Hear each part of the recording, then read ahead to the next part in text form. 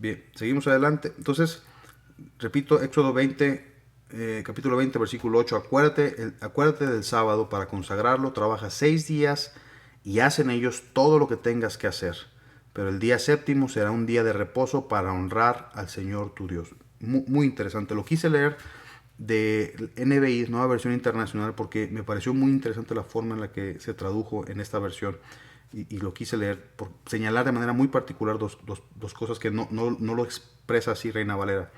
Dice, trabaja 6 días, es el versículo 9, trabaja 6 días y haz en ellos todo lo que tengas que hacer. Y el 10 dice, pero el día séptimo será un día de reposo, y dice, para honrar al Señor tu Dios. Y bueno, esta honra, ¿no?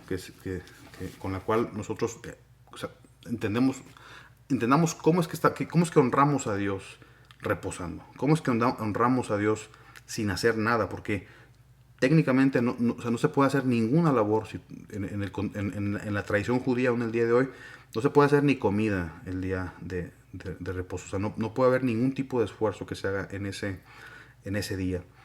Entonces, eh, lo señalo esto por el énfasis y la importancia que le dan en la cultura judía y en la Biblia al día de reposo.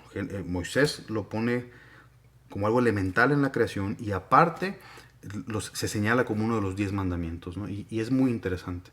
El Nuevo Testamento, en el Nuevo Testamento, una de las cosas, ya lo comenté, ¿no? Uno de los puntos de conflicto que hubo entre Jesús y los fariseos, y es interesante porque la Biblia narra puntos de conflicto donde había como con unos contrapuntos culturales, ¿no?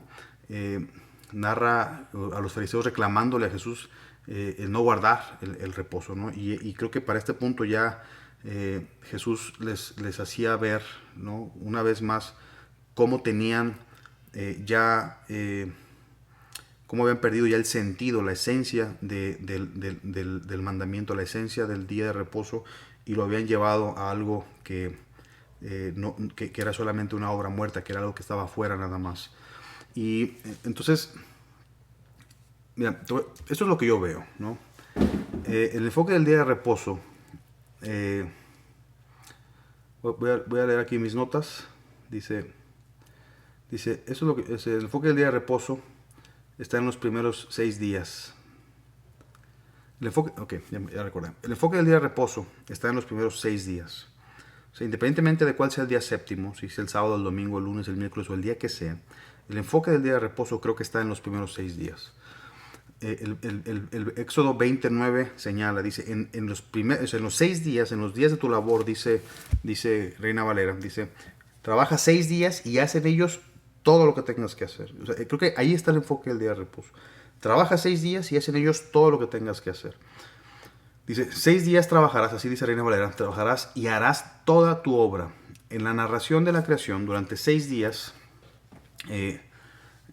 Dios por medio de su palabra, ya lo mencioné, hace toda la creación. Todo lo hecho fue hecho en esos 6 días. Y yo me imagino, o sea, pongo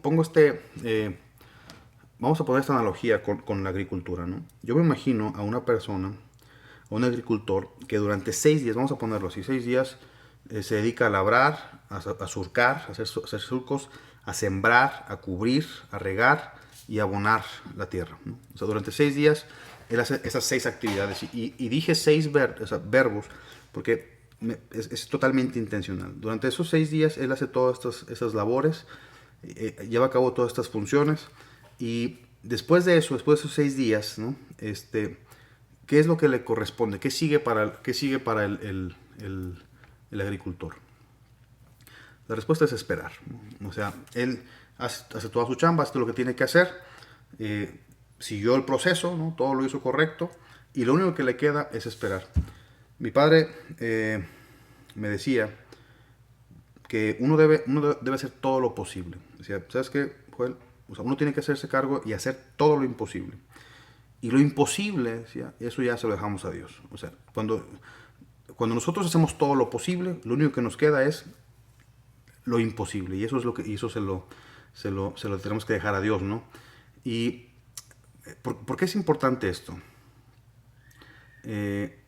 Voy a seguir leyendo. Palabras de Jesús, ¿no? En palabras de Jesús, en el Sermón del Monte, Jesús hablando decía, hablaba sobre el hecho de querer controlar lo incontrolable, ¿no? Y a esto él lo señalaba como afán. O sea, cuando llegamos al punto de querer, o sea, ya hicimos todo lo que tenemos que hacer, ya sembramos, ya labramos, ya cubrimos la tierra, la abonamos, o sea, ya hicimos todo lo que tenemos que hacer. Y llega un punto donde después de hacer todo lo que tenemos que hacer, ya no nos queda más que esperar y esperar que las cosas sucedan bien.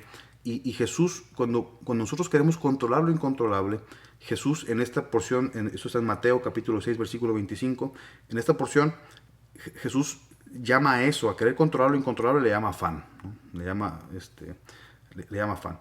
Y bueno, en el siguiente video voy a continuar y vamos a partir de lo que Jesús dice en Mateo 6:25. Seguimos adelante.